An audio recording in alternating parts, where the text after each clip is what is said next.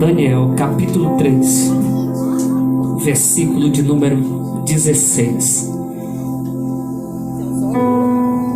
Diz assim: responderam Sadraque, Mesaque e Abednego ao rei Nabucodonosor: não necessitamos de te responder sobre este negócio. Se formos lançados na fornalha de fogo ardente, o nosso Deus a quem nós servimos pode livrar-nos dela, e Ele nos livrará da tua mão, ó rei. Se não, fica sabendo, ó rei, que não serviremos a teus deuses, nem adoraremos a estátua de ouro que levantaste. Então Nabucodonosor se encheu de furor e se mudou o aspecto do seu rosto contra Sadraque, Mesaque e Abednego, e ordenou que a fornalha se aquecesse 7 vezes mais do que se costumava. Louvado seja Deus. Esse texto bíblico, ele nos fala acerca da história de 3 jovens. Na verdade, 4 jovens. Mas Daniel, aqui nesse episódio, por algum motivo, Daniel não está envolvido. Esse texto, quando eu medito nele, eu não tenho como pensar em outra coisa, e não vem outra palavra na minha mente a não ser uma palavra chamada fidelidade. Fidelidade é um fruto do Espírito Santo de Deus, que o Espírito Santo de Deus gera em nós, que nos leva em meio a circunstâncias terríveis, em meio às adversidades da vida, essa palavra fidelidade nos leva a não negar o nosso Deus, a não abandonar o nosso Deus, a não vender a nossa fé, a não negociar a nossa fé.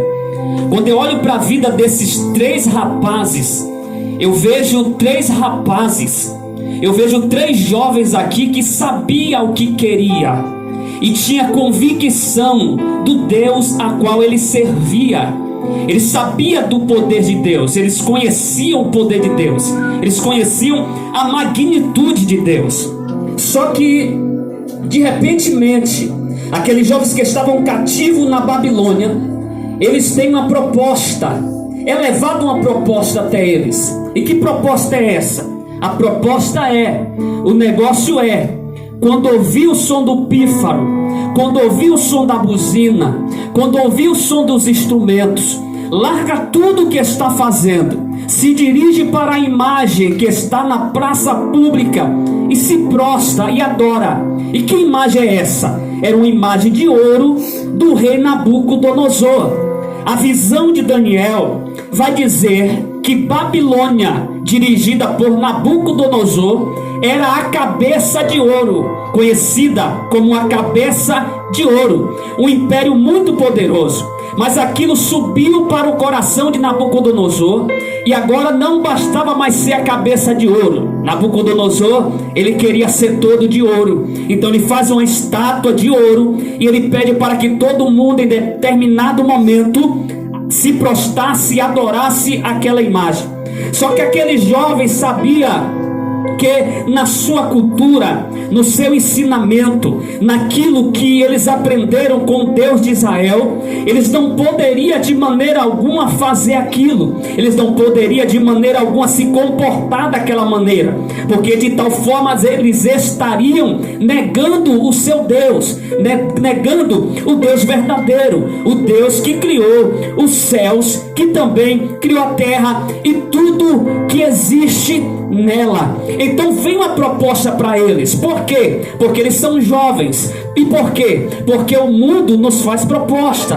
Todos os dias o mundo não faz isso com a gente. Todos os dias não vem uma proposta para nós. E às vezes essas propostas são tão tentadoras, mas às vezes essas propostas elas nos levam a negar a nossa fé, a abandonar o nosso Deus, a fazer coisas que não agradam ao nosso Deus. Mas os jovens não. Aqueles jovens estavam dispostos a sofrer o dano, mas aquele jovem não ia ceder. Eles não iriam ceder de maneira alguma. Quando ficaram sabendo que aqueles jovens não se prostravam, quando ficaram sabendo que aqueles jovens eles não se venderam, eles não negociaram a sua fé, essa notícia chega até o rei e o rei fica furioso. Só que tem uma coisa, o rei gosta muito deles. O rei, eles são bem vistos pelo rei. Então o rei chama ele e o rei vai tentar negociar com eles. E o rei vai dizer: da próxima vez que vocês ouvirem o som dos instrumentos, vocês faz favor de se prostrar diante da imagem,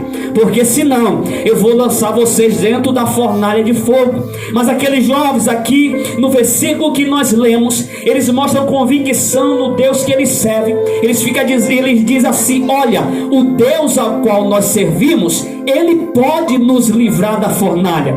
O Deus que nós servimos, Ele pode até mesmo nos livrar das suas mãos. Só que tem uma coisa: a fornalha iria ser aquecida 7 vezes mais do que costumava fazer. E a Bíblia diz que aqueles jovens não se prostraram diante daquela imagem, tanto que pegaram eles agora, amarraram para lançar dentro daquela fornalha. Preste atenção em uma coisa: aquela fornalha estava tão quente, aquela fornalha estava tão aquecida, o fogo estava tão ardente, que quando os homens que pegaram eles para lançar dentro da fornalha, a Bíblia diz que ao chegar ali na boca da fornalha, lançando eles, o fogo consumiu aqueles homens, e eles foram lançados ali. Quando eles são lançados ali, estão pensando que é o fim de Sadraque, Mesaque e Abednego.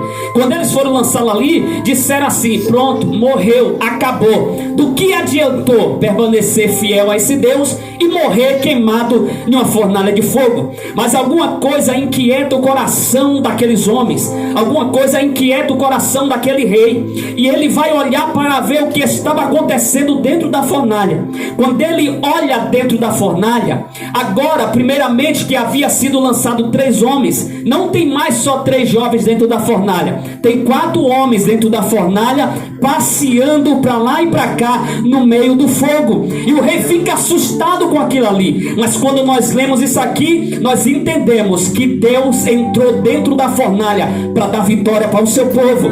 Deus entrou dentro daquela fornalha para livrar Sadraque, Mesaque e Abednego. Deixa eu te dizer uma coisa: Deus tinha o poder de livrar eles da fornalha? Tinha, mas Deus preferiu aqui livrar eles na fornalha. Às vezes Deus permite você entrar na fornalha, às vezes Deus permite você entrar no meio do fogo, às vezes Deus permite, você que nos ouve nessa noite, porque eu sei que tem pessoas nos ouvindo nessa noite, às vezes Deus permite sim que a sua família seja abalada, às vezes Deus permite que o teu casamento seja abalado, às vezes Deus permite que o teu filho ande por caminhos que você nunca desejou que ele andasse. Mas deixa eu te dizer uma coisa: talvez você até entrou dentro da fornalha, mas deixa eu te dizer uma coisa: você não está sozinho na fornalha.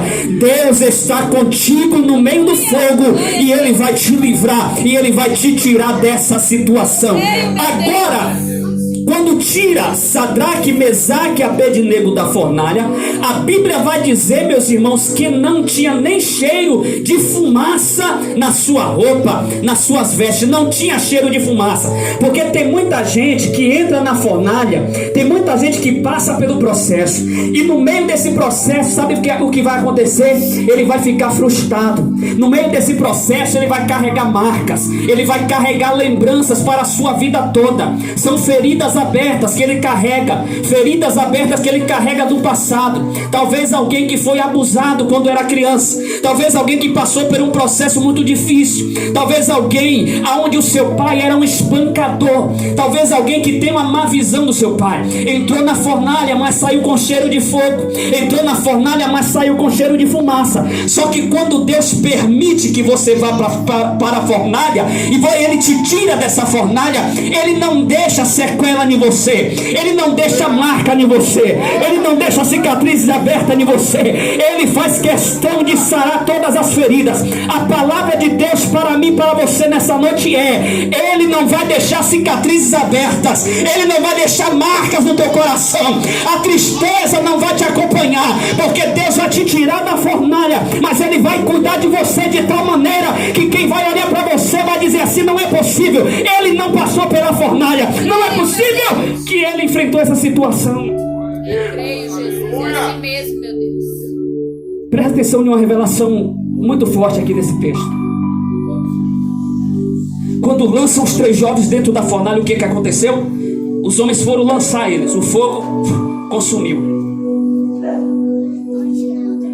O fogo consome quem foi lançar eles na fornalha, mas o fogo não consome aqueles que foram lançados dentro da fornalha. Espera aí, tem um mistério muito grande aqui. Existem situações. Talvez você esteja se perguntando: Deus, por que eu estou passando por isso? Talvez você esteja se perguntando: Deus, por que o Senhor permitiu que eu entrasse dentro dessa fornalha? Sabe por que Deus permitiu que você entrasse nessa fornalha, nessa situação? A palavra de Deus para você é nessa noite: porque Ele sabia que você não ia ser consumido pelo fogo. Ele sabia que o fogo não ia te matar. Ele sabia que a fornalha não ia te matar. Mas sabe por que aqueles 3 homens eles foram consumidos pelo fogo? Porque nem todo mundo está preparado para passar por aquilo que você passa. Uma vez a gente conversando lá na Bahia acerca de uma amiga nossa. Pense na luta que aquela mulher passava. Pense na prova que aquela mulher passava. E um dia eu encontrei um outro amigo no mercado, no supermercado. E ele conversando comigo, ele disse assim: Clóvis, eu não sei como ela aguenta. Eu não sei como ela suporta isso. E ele disse: se fosse eu já tinha abandonado, eu já tinha negado a fé. Eu não vou mentir para você. Porque existe tipos de situação, tipo de fornalha que você passa, que se fosse outra pessoa não conseguiria passar. Existem vales e desertos que você atravessa que se fosse outro tipo de pessoa não conseguiria passar. Mas você passou, mas você suportou o fogo, porque Deus esteve do seu lado, te guardando, te protegendo e te abençoando. Você não está sozinho na fornalha. Você não está sozinho no meio do fogo. Existe um Deus que está olhando para você. Ei, família, você não está sozinha. Existe um Deus que está olhando para você. E no momento que você depositar sua confiança nele e você disser: existe um Deus no céu que pode me livrar da fornalha, ele vai se levantar e ele vai passear contigo no meio do fogo e ele vai te dar vitória. Louvado seja o nome do Senhor. Vamos fazer mais uma oração nessa noite em nome de Jesus. Glória a Deus. Eu quero abençoar a vida de cada jovem aqui nessa noite. Eu quero pedir para os jovens se colocar aqui no meio do salão aqui, em nome de Jesus.